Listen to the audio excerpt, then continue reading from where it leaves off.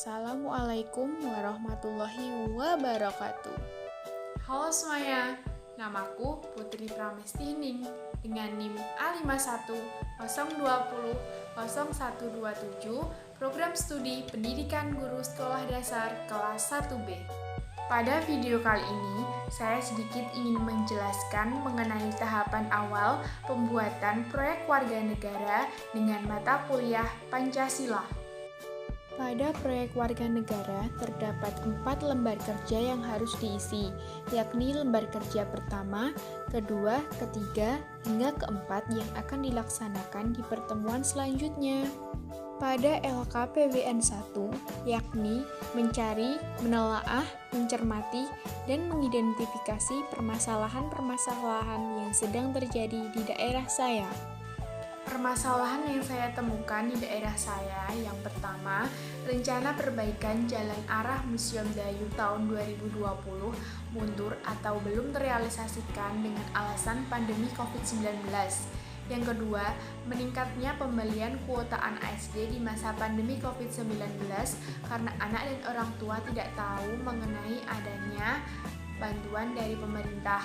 Yang ketiga, keterbatasan fasilitas pendukung pada pembelajaran jarak jauh membuat siswa tertinggal pada bidang akademik. Yang keempat, kurangnya kesadaran untuk mematuhi protokol kesehatan menyebabkan melonjaknya angka yang terpapar COVID-19 sehingga pembelajaran jarak jauh diperpanjang. Setelah mengidentifikasi permasalahan, hal selanjutnya yakni menentukan topik permasalahan. Dari keempat permasalahan yang saya temukan, saya memilih topik keterbatasan fasilitas pendukung pada pembelajaran jarak jauh membuat siswa tertinggal pada bidang akademik. Mengapa memilih permasalahan tentang pendidikan? Karena di era pandemi COVID-19 ini melihat perkembangan pendidikan di Indonesia sangat miris. Mulai dari pertengahan bulan Maret hingga akhir Desember tahun 2020 ini, pembelajaran dilakukan dengan cara daring. Pembelajaran jarak jauh atau PJJ sangatlah tidak efektif bagi pendidikan, namun sangat dianjurkan pada bidang kesehatan. Jadwal sekolah ketika di rumah mulai dari hari Senin sampai Jumat hanyalah belajar, mengerjakan tugas, lalu bermain HP, kemudian menjadi bosan jika setiap hari seperti itu. Setelah menentukan topik, yang saya lakukan ialah mewawancarai anak sekolah dasar. Yang dirasakan anak-anak sekolah pada pembelajaran jarak jauh ialah yang pertama, kuota menjadi boros. Yang kedua, jaringan kadang tidak stabil. Yang ketiga, mata gampang lelah. Yang keempat, tugas menumpuk banyak. Yang kelima, bosan di rumah. Langkah selanjutnya yakni menentukan pilihan produk. Mengapa sih memilih membuat infografis? Karena saya ingin para pembaca tahu apa yang dialami siswa-siswi di Indonesia pada pembelajaran jarak jauh di masa pandemi COVID-19 dan untuk meningkatkan angka yang gemar membaca. Setelah menentukan produk, saya mencari referensi dari sumber lain untuk memastikan apakah permasalahan ini juga terdapat di daerah lain. Saya menemukan pada media online yakni artikel, berita di Google, dan juga peraturan perundang-undangan. Pada media online yakni berita di Google, seorang pengamat pendidikan berpendapat bahwa fasilitas pendukung hingga ketidaksiapan siswa belajar di rumah membuat sistem pembelajaran jarak jauh belum efektif.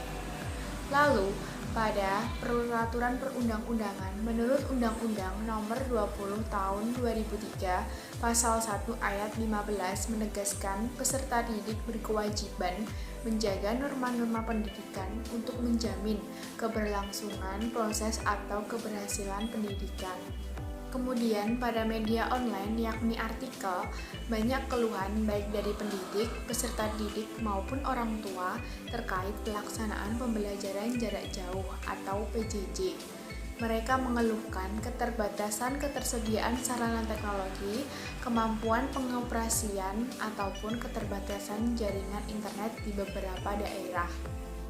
Jadi, dari ketiga sumber tersebut dapat disimpulkan bahwa dampak dari pembelajaran jarak jauh yakni tertinggalnya siswa-siswi pada bidang akademik, seperti merosotnya nilai-nilai pengetahuan, sebab terbatasnya fasilitas pendukung demi menunjang kelancaran pembelajaran daring.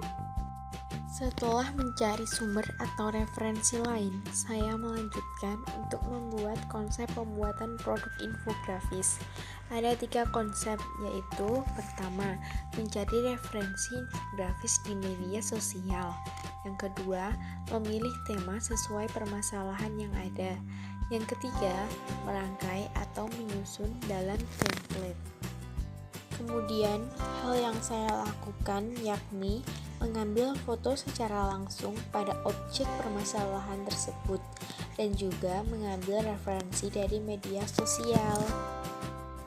Pada tahap awal, langkah terakhir yaitu sedikit menyusun kata demi kata untuk menjadi sebuah kalimat yang tertera di dalam infografis dan melanjutkan atau menyusun dalam proses pembuatan infografis. Mungkin itu saja yang dapat saya sampaikan dalam video tahap awal ini. Kurang lebihnya saya mohon maaf. Terima kasih. Wabillahi taufiq walhidayah. Wassalamualaikum warahmatullahi wabarakatuh.